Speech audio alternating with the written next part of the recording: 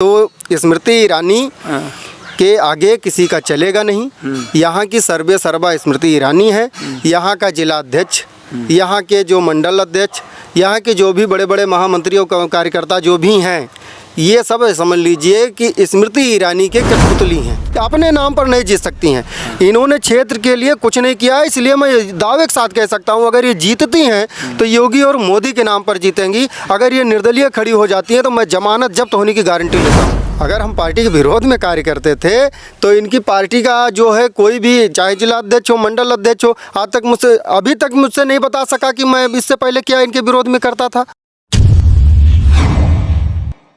दरअसल आपको बता दें कि हाल ही में इनको भाजपा से निकाला गया था।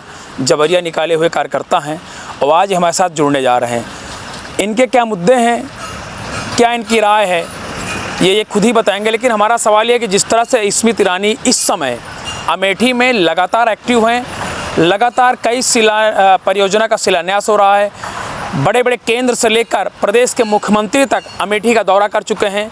तो सबसे पहले हरकेश जी ये बताइए कि जिस तरह से अब आपकी यहाँ की सांसद जो है लगातार क्षेत्र में दौड़ रही हैं, कई परियोजनाओं का शिलान्यास करवाया, मुख्यमंत्री तक आ गए, केंद्रीय मंत्री तक आए हैं, क्या कहना चाहेंगे आप इस बारे में? देखिए, कार्यकाल जो होता है सांसद का 5 साल का होता है। 5 साल अगर सांसद एक्टिव रह कर के कार्य कर ले तो क्षेत्र का विकास तो संभव है ही। ये 5 साल बिल्कुल लापता थी। अब जब चुनाव एकदम करीब आया है तो ये क्षेत्र में एक्टिव हो रही हैं। और एक्टिव क्या हो रही हैं? गुजरात से चलकर 1 दिवसीय दौड़ा, 2 दिवसीय, इससे ज़्यादा तो ये क्षेत्र में रह नहीं पा रही हैं। आती हैं, लोगों के सुख दुख में तो शामिल हो रही ना। किसके सुख दुख में शामिल हो रही हैं? हमारे श्री राम प्रकाश तिवारी जी, कोरोना की वजह से उनकी मृत्यु हो गई थी। इधर पास में शुक्ल बाजार आई थी, हमारे घर नहीं आ सकी। अभी एक मंडल उपाध्यक्ष के घर गई थी वो। नहीं, अब चुनाव है ना, अब तो चुनाव है।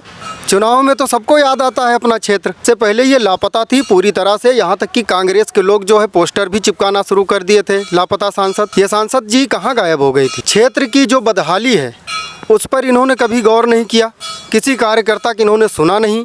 हम दूसरे के किसकी कहें? हमने ही नौना रुदौली मार्ग की बात की थी, उस पर इन्होंने सुनने के बजाय हमें जो है पार्टी से निकलवा दिया। हमारी छोटी मोटी नौकरी। अच्छा, हमने सुना था कि मामला उसमें कोई दूसरा था, ये नहीं था? क्या दूसरा था? आपने क्या सुना है? अरे हमने कुछ और सुना था। अरे नहीं, वो बताइए ना क्या सुना था। अब हमें तो नहीं। शायद आप पार्टी के विरोध में काम वाम करते थे। पार्टी के विरोध में कार्य अगर करते थे तो पार्टी हमको इतने दिन तक क्यों रखे थी? अरे तब नहीं पता चला होगा पार्टी? नहीं पता चला तो उस दिन कैसे पता चल गया? अगर हम पार्टी के विरोध में कार्य करते थे तो इनकी पार्टी का जो है कोई भी, चाहे जिला अध्यक्ष हो, मंडल अध्यक्ष हो, अभी तक मुझसे नहीं बता सका कि मैं इससे पहले क्या इनके विरोध में करता था। अच्छा, मैं तो जहाँ तक हो सकता था पार्टी को मजबूत करने के लिए, संगठन को मजबूत करने के लिए, सांसद विधायक को मजबूत करने के लिए दिन रात एक करता था। इधर का एक एक बच्चा यदि वो राजनीति से मतलब रखता है तो मुझे पहचानता होगा। स्मृति ईरानी की तरह की अगर सांसद यहाँ पर रहेंगी तो मैं भाजपा में नहीं रहूँगा, नहीं आएंगे, नहीं आऊँगा। स्वयं आती हैं तो वो हमारी बातें हैं उसको पूरा करें। हमारी उनकी कोई दुश्मनी थोड़ी ना है। हमारी व्यक्तिगत किसी से दुश्मनी नहीं है, ना स्मृति ईरानी से कोई दुश्मनी है, ना राहुल गांधी से कोई दुश्मनी है, ना समाजवादी पार्टी के किसी नेता से दुश्मनी है, ना बहुजन समाज पार्टी, किसी से कोई दुश्मनी नहीं है। लेकिन इनसे एक आशा है, एक उम्मीद है कि इनको हमने वोट दिया है, इनके लिए हम लोगों ने मेहनत किया है, तो कम से कम हमारे क्षेत्र के लिए काम तो करो भैया। काम तो बीजेपी ने बहुत किया है ना। काम किया है, क्या नहीं किया है? डाक बंगला एक बना हुआ है शुक्ल बाजार में, बिल्कुल खंडहर हो चुका है। भाजपा के ही लोग अगर मीटिंग करते हैं, मैं खुद उसमें रहता था मीटिंगों में, कहीं इस बिल्डिंग में कहीं उस बिल्डिंग में, कोई अस्थायी जगह नहीं है जहाँ पर भाजपा के लोग मीटिंग कर सकें। कम से कम डाक बंगला दुरुस्त होता तो उसमें हम लोग बैठते, वहाँ पर ये आती, कम से कम ये भी एक आध रात वहाँ रुकती, जनता का दुख दर्द सुनती। आज तक वो सही नहीं हो पाया। केंद्र की मंत्री बहुत काम रहते हैं क्षेत्र के साथ साथ, उनके पास कई काम है। अच्छा, तो ठीक है, केंद्र के मंत्री हैं, बहुत काम है, तो यहाँ जो सांसद सिर्फ रह सके, सिर्फ विधायक रह सके, ऐसे लोगों को चुना जाए। कम से कम ज़्यादा भार नहीं होगा तो क्षेत्र के बारे में सुनेगा। तो बहुत ऐसे कार्य हैं यहाँ पर जो कि पहली बात हुई, यहाँ दिखाई नहीं पड़ती थी। जनता की और कार्यकर्ताओं के सुनने की तो बात अलग है, और तानाशाही तो उनके अंदर है ही, इसमें कोई दो राय नहीं है। अब सुना। अच्छा, क्या लगता है कि अगर स्मृति ईरानी चुनाव लड़ती तो बीजेपी की जीत पक्की? देखिए, बीजेपी की जीत तो मोदी के ऊपर है ना। मोदी जी देश के लिए अच्छा कार्य कर रहे हैं, इसमें कोई दो राय नहीं है। योगी बाबा भी उत्तर प्रदेश के मुख्यमंत्री हैं, वो भी अच्छा कार्य कर रहे हैं और इन्हीं दोनों लोगों के नाम की वजह से ये भी जो है जीत सकती हैं। हम ये नहीं कह सकते कि नहीं जीत सकती हैं, अपने नाम पर नहीं जीत सकती हैं।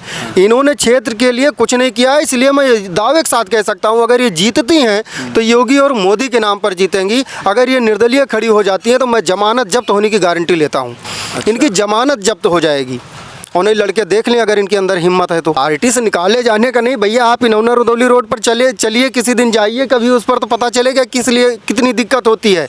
नेटवर्क से संबंधित जो समस्याएं हैं उससे कितनी समस्या हो रही है। और अरे उसके लिए विधायक हैं तो सांसद के पूरे जिले, सांसद के पास पूरे जिले का जिम्मेदारी होती है, हर जगह नहीं पहुँच सकते सांसद। अब इस पर भी मैं ये कहूँगा कि पड़ोसी विधानसभा रुदौली है हमारे बगल में, रामचंद्र यादव जी बीजेपी से ही विधायक हैं। जितना काम उन्होंने कर दिया विधायक रहते हुए, यहाँ के दो मंत्री अभी उतना नहीं कर पाए हैं। इससे पहले सुरेश पासी भी मंत्री थे, स्मृति ईरानी भी मंत्री थी, नहीं कर पाए। और इसमें कहीं ना कहीं अगर विधायक यहाँ का नहीं कर पाया है तो मैं तो ये जिम्मेदारी के साथ ये कह सकता हूँ कि स्मृति ईरानी का ही हाथ था।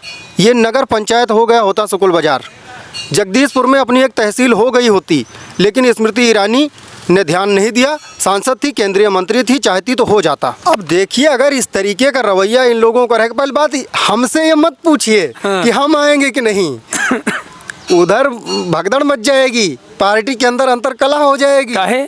इतने बड़े नेता हो गए हरकेश तिवारी? नहीं, नेता हरकेश तिवारी नहीं हुए हैं। हाँ। स्मृति ईरानी का इतना खौफ होगा संगठन के अंदर कि अगर जो कोई हमको उसके अंदर लाने का प्रयास भी करेगा तो उसका पत्ता गोल हो जाएगा, खटिया खड़ी बिस्तरा गोल हो जाएगा। अच्छा। हाँ, तो स्मृति ईरानी के आगे किसी का चलेगा नहीं। यहाँ की सर्वे सर्वा स्मृति ईरानी है। यहाँ का जिला अध्यक्ष, यहाँ के जो मंडल अध्यक्ष, यहाँ के जो भी बड़े बड़े महामंत्री और कार्यकर्ता जो भी हैं, ये सब समझ लीजिए कि स्मृति ईरानी के कठपुतली हैं। अच्छा, ठीक है। बड़ा आरोप लगा रहे हैं आप तो। जी, बड़ा आरोप लगा रहे हैं। आरोप मैं संगठन का आदमी था, मैं स्मृति ईरानी का तो आदमी नहीं था। वो मंत्री थी, उनको हमने ही जो है वोट दिया था तो सांसद बनी और मोदी जी ने उनको मंत्री बना दिया। ठीक है, संगठन तो थी नहीं, वो संगठन तो मैं था ना, संगठन में मैं था, तो मेरे ऊपर किस तरीके का विचार कैसे क्या करना है ये संगठन के लोगों की जिम्मेदारी है। सांसद जी आती हैं और कहती हैं इनको निकाल दो, और संगठन का जो मुखिया होता है यहाँ का जिला अध्यक्ष, वो बाकायदा लेटर जारी कर देता है, वायरल करवा देता है सोशल मीडिया पर। आप क्या समझते हैं अगर जिला अध्यक्ष को जरा सी भी पावर होती ना तो जिला अध्यक्ष ये जानता था कि हरकेश तिवारी मेरे लिए कितने महत्वपूर्ण हैं, और विधायक होंगे तो क्षेत्र का विकास होगा। इसलिए हम सब लोगों ने जो है तन मन धन से इनका साथ दिया, लेकिन ऐसा कुछ देखने को नहीं मिल रहा है। अब नैया इनकी मोदी के भरोसे ही है। अच्छा। हम ये नहीं कह सकते अगर स्मृति यहाँ से जीतती भी हैं तो वो अपने बल पर नहीं जीतेंगी, मोदी के नाम पे, मोदी के नाम पर जीतेंगे। तो ये हमारे साथ हरकेश तिवारी थे जिससे हमने खास बातचीत की। आप लोगों को इनकी बात कैसी लगी, क्या इनका जो कहना है यहाँ के सांसद के बारे में जिस तरह से इन्होंने बोला है, कितना सही है कितना गलत, ये अपनी राय हमें कमेंट में जरूर दीजिएगा। यूपी टीवी के लिए सुमोस्ती की रिपोर्ट।